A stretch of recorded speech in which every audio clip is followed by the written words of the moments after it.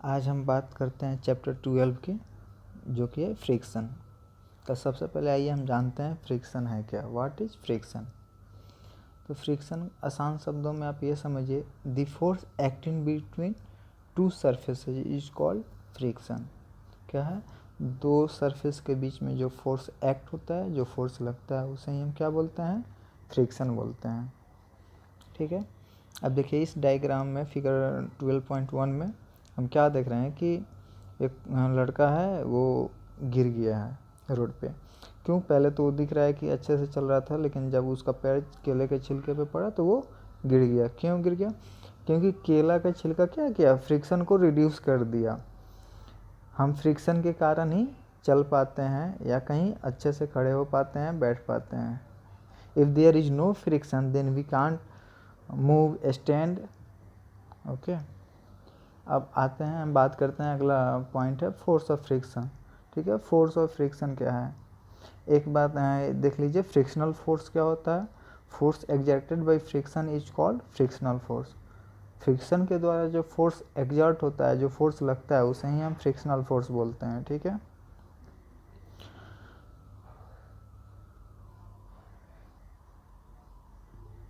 अब हमारा अगला पॉइंट है ये, तो ऐसे ये लाइन बाय लाइन देखिएगा, ज़्यादा टाइम लग जाएगा, ये उतना ज़रूरी भी नहीं है, बट ये पॉइंट को मैं क्लियर करते चल रहा हूँ, जो भी आपका टॉपिक है। फिर हमारा है फैक्टर अफेक्टिंग फ्रिक्शन। कौन कौन सा ऐसा फैक्टर है जिससे क्या होता है? फ्रिक्शन अफेक्ट होता है। तो देखिए, नेचर ऑफ सरफेस और ऑब्जेक्ट ही फ्रिक्शन को क्या करता है? अफेक्ट करता है। अगर स्मूथ सरफेस है तो फ्रिक्शन वहाँ पे कम लगेगा, अगर रफ सरफेस है तो वहाँ पे फ्रिक्शन क्या होगा? ज़्यादा लगेगा। होप आपको ये टॉपिक क्लियर हो चुकी है। ये स्प्रिंग बैलेंस आप जो देख रहे हैं, ये किस पे काम करता है? फ्रिक्शनल फोर्स पे ही काम करता है। और इसका यूज हम किस लिए करते हैं? वेट के लिए, वेट मेजरमेंट के लिए। ठीक है। अब हमारा ये फिगर 12.4 देखिए, इसमें क्या कर रहा है? दो जो बच्चे हैं, उनके पास क्या क्या ऑब्जेक्ट है? एक टेबल है, एक बुक है, ठीक है, पेंसिल है। पहले फिगर ए में तो उन्होंने क्या किया? पेंसिल को लिया और ए ऑब्जेक्ट ए पे रख दिया, और पेंसिल क्या हुआ? रोल कर गया। ठीक है। सेकेंड में उन्होंने फिर क्या किया? एक कार्डबोर्ड को बीच में रख दिया। उसने देखा कि फिर से पेंसिल को उन दोनों ने रोल किया। फिर उन्होंने क्या देखा कि पहले के अपेक्षा पेंसिल अभी का मूवमेंट, पेंसिल की अभी की जो मूवमेंट है वो कम हुई है। क्यों हुई है? क्योंकि ये जो कार्डबोर्ड है वो फ्रिक्शन को क्या कर दी? इंक्रीज कर दी दोनों के बीच। जब फ्रिक्शन इंक्रीज हो जाएगा तो मूवमेंट ऑफ एनी ऑब्जेक्ट और पार्टिकल बिकॉम लेस। तो मूवमेंट ऑफ पार्टिकल क्या हो जाए? जो पार्टिकल का मूवमेंट है वो ऑटोमेटिक क्या हो जाएगा? लेस हो जाएगा। ठीक है। अब देखिए, फ्रिक्शन कॉज क्यों होता है? मतलब फ्रिक्शन होता क्यों है? तो जो सरफेस होता है उनका नेचर कैसा है? रफ है या दोनों प्लेन है या एक रफ एक प्लेन है, उस पे वो डिपेंड करता है। ठीक है। हम देख रहे हैं फिगर 12.5 में क्या है? बुक को रखे हैं टेबल पे, लेकिन बुक क्या हो रहा है? वहाँ से उसकी मूवमेंट नहीं हो रही है, ना वो गिर रही है। ठीक है। कारण क्या है? कि बुक में भी फ्रिक्शन लग रहा है, और टेबल का जो फ्रिक्शन है, दोनों का आप देखिए ऐसे दिखा रहा है। मीन्स क्या है? दोनों का फ्रिक्शन क्या, जो नेचर ऑफ सरफेस है वो क्या है? रफ है। तो रफ है तो फ्रिक्शन वहाँ पे क्या लग रहा है? स्टैटिक फ्रिक्शन लग रहा है। मीन्स टेबल भी अपने पोजीशन पे स्थिर है, बुक भी अपने पोजीशन पे स्थिर है। स्टैटिक फ्रिक्शन, ये सबसे ज़्यादा स्टैटिक फ्रिक्शन, हाई फ्रिक्शन होता है। इसमें ज़्यादा फ्रिक्शन लगता है। किसी भी चीज़ को होल्ड करने के लिए, अगर आप ही को कोई ऑब्जेक्ट दिया जा रहा है होल्ड करने के लिए, तो उसमें आपको ज़्यादा एनर्जी लॉस होता है। अब वहीं दिया जाए आप किसी ऑब्जेक्ट को रोल कर दीजिए, तो उसमें आपको उतना मेहनत नहीं लगेगा, उतना ऊर्जा आपकी खत्म नहीं होगी। अब देखिए फिगर 12.6 में हम क्या देख पा रहे हैं कि एक जो लड़का है वो बॉक्स को पुश कर रहा है। ठीक है। तो ये पुश करने पे उसको हम ये नोटिस करेंगे इसमें कि वहाँ पे फ्रिक्शन ज़्यादा लग रहा है कि कम लग रहा है। तो यहाँ पे भी फ्रिक्शन डिपेंड करेगा किस पे? नेचर ऑफ सरफेस पे। अगर सरफेस हमारा स्मूथ है, प्लेन है, तो जो ऑब्जेक्ट का मूवमेंट है, बॉक्स की जो मूवमेंट है वो ईजिली हो जाएगी। और जो अब सरफेस रफ है, स्मूथ नहीं है तो वहाँ पे ऑब्जेक्ट की मूवमेंट क्या होगी, उसमें मूवमेंट में काफ़ी परेशानी होगी और इजीली मूवमेंट उसकी नहीं होगी। अगला टॉपिक हमारा है फ्रिक्शन अननेसेसरी इविल। ठीक है, ये हमारे लिए अभिशाप कैसे है देखिए। तो हम सबसे पहले देखिए क्या करते हैं, हम बोर्ड पे चौक से, ब्लैक बोर्ड पे चौक से लिखते हैं तो उसमें क्या होता है, फ्रिक्शन के कारण ही लिख पाते हैं। तो फ्रिक्शन से क्या होता है, वो चौक घिस जाता है, पहला चीज़। ये तो हमारी क्या हुई, उसकी ड्रॉबैक हुई, उसकी हानि हुई। लेकिन अगर फ्रिक्शन नहीं रहता तो हम चौक लिख ही नहीं पाते। लिख नहीं पाते तो क्या होता, आप समझ रहे हैं, पढ़ नहीं पाते। तो इस एक तरह से इसका साइड इफ़ेक्ट भी मिला और एक बेनिफिशियल भी हुआ। क्या मिला साइड इफ़ेक्ट, कि चौक खत्म हो जा रही है, घिस जा रही है। फिर फ्रिक्शन के कारण ही जो नेल है उसको वॉल पे हम क्या करते हैं, फिक्स करते हैं, लगा देते हैं। अब देखिए दूसरा क्या अभिशाप है, जो जूते में हमारे ये सोल जिसको बोलते हैं, जो सोल होते हैं वो क्या हो जाते हैं, फ्रिक्शन के कारण घिस जाते हैं, प्लेन हो जाते हैं और जूते उसके बाद फटना शुरू हो जाते हैं। ठीक है, लेकिन अगर वहीं हम फ्रिक्शन ना हो तो हम चल नहीं पाएंगे।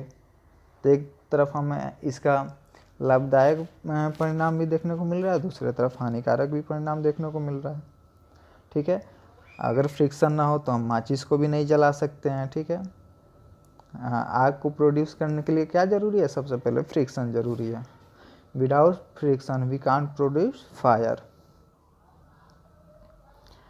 अगला टॉपिक हमारा है increasing and reducing friction. Means हम फ्रिक्शन को कैसे इंक्रीज करेंगे और कैसे रिड्यूस करेंगे, और कहाँ पे हमें फ्रिक्शन चाहिए और कहाँ पे फ्रिक्शन नहीं चाहिए। ठीक है, तो देखिए अगर हम घूम रहे हैं, कहीं जा रहे हैं, तो वहाँ पे हमारा जो शू हो, स्लीपर हो, उसमें क्या चाहिए, उसमें उसकी सोल होनी चाहिए, जिससे क्या हो, फ्रिक्शन इंक्रीज हो, जिससे हम आसानी से मूवमेंट कर सकें। जो व्हीकल होते हैं, जो ट्रैक्टर होते हैं, उनके चक्के ऐसे बनाए जाते हैं, क्यों, क्योंकि फ्रिक्शन इंक्रीज होगा, जिससे वो खेती करने ये सब में भी आसानी होगी। वरना एक ही पोजीशन पे व्हीकल का मूवमेंट होगा, ना खेत प्लगिंग हो पाएगी और ना ही फसल की बुआई हो पाएगी। वहीं दूसरी जगह हमें फ्रिक्शन कम कहाँ चाहिए, जहाँ पे अगर हम कैरम बोर्ड खेल रहे हैं। ठीक है, कैरम बोर्ड में जो स्ट्राइकर जो गोटी होता है, उसमें हम पाउडर, कैरम बोर्ड पे पाउडर का छिड़काव कर देते हैं, क्योंकि फ्रिक्शन रिड्यूस कर देंगे तो वहाँ पे क्या होगा, मूवमेंट ऑफ स्ट्राइकर और उसके जो गोटी हैं वो फास्ट होगा। अब देखिए एक बात है, लुब्रिकेंट क्या होता है। तो लुब्रिकेंट ऐसा मटेरियल होता है जो फ्रिक्शन को कम कर देता है। ठीक है, the substance which reduce friction are called lubricant.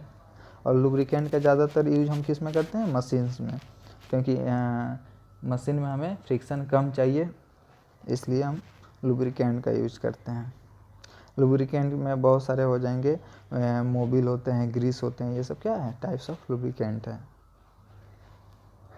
आइए अब हम देखते हैं विल रिड्यूस फ्रिक्शन।